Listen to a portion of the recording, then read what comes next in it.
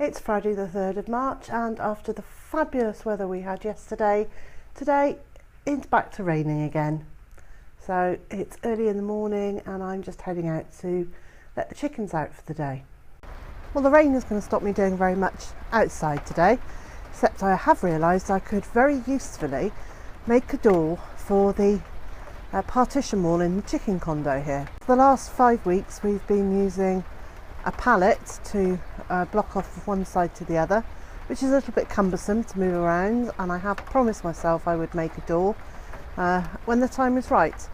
And I think today that would be a really useful thing to do, because it's irritating constantly moving the metal pallet in and out of the space, and just would be very easy to put a door together and get that hung today.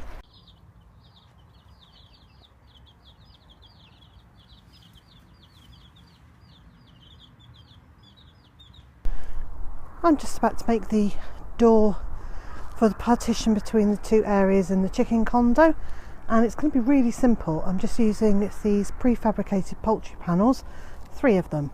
I'm going to bind them together with cable ties and attach a couple of hinges and then get it up in the doorway. So it should be a really quick job, really simple, but a nice one to have got done.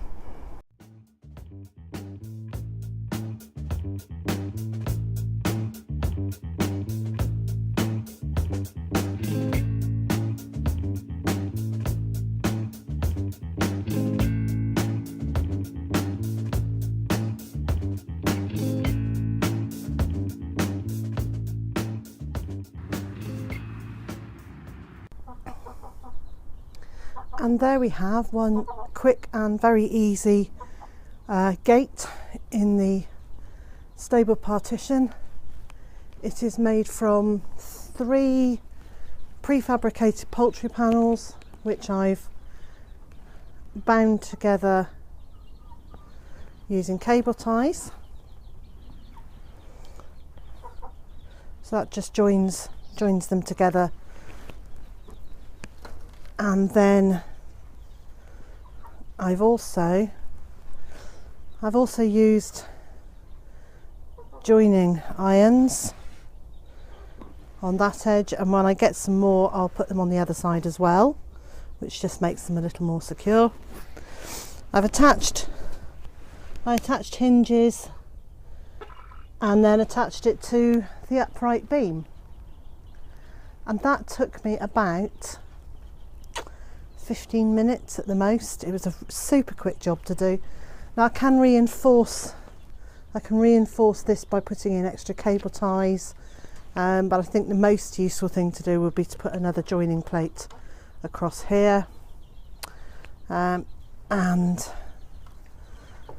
then easy fastening as always, piece of baling twine and a hook.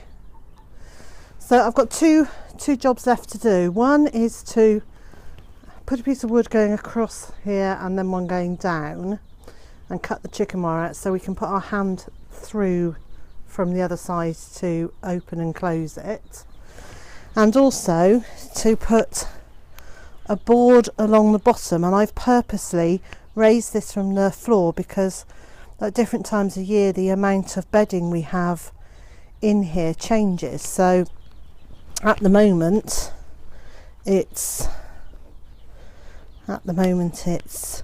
maybe 3 inches, but later in the year that could go up to as much as 8. And also when the chickens are scratching around in it, they'll flick the wood shavings up against it. So what I will do is I'll put a board going from here to here, which we'll just step over as we go through the gate, but it will stop chickens getting through, but also allow for the wood shavings to be kicked around. So I'm really pleased. That was so simple. I'm absolutely delighted that I finally got that done. So much better than fighting with the cumbersome metal pallets that we have been using. And then above the pallets I had a piece of plastic just to stop the chickens coming through. And the reason that I separate the two areas is because the chicks are in here. There are times when we want to have access to this without the older chickens coming in. So the gate will stop them on that side, and then over this side we've got a pallet which allows young chickens to come into this end just for a bit of respite if they feel they're being chased by the older chickens. But the big ones can't, the biggest ones can't get through the gaps in the pallet. So it just gives them a bit of security to be able to come into this side if they want to. At the moment we've got the two little Jersey Giants in here, which I've got to say I keep calling them little. They're actually the same size as most of our standard pullets. So they're already getting quite big. Now the other thing I want to do today, which is far from being a chore, is to set up the incubator with the next batch of eggs in it. So I've got the exciting decision of choosing which eggs I'm going to put in it and then looking at them as little bundles of promise. I find it really exciting to do this. Here we go. It's a selection of Jersey Giant and possibly Australorp eggs and Cream Legbar eggs.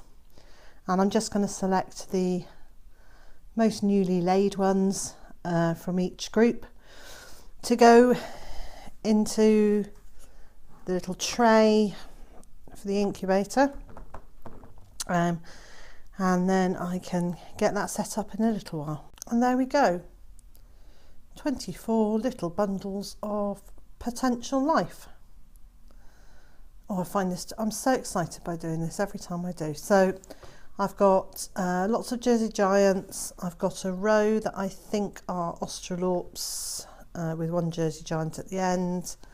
And then the blue ones are the Cream Legbar eggs. And once the girls have finished laying today, if there are other Jersey Giant and Australorp eggs to go in here, then some of the Cream Legbars will come out, and I'll put those in instead. If you're enjoying my vlogs, please leave a comment, like the video, and of course don't forget to subscribe.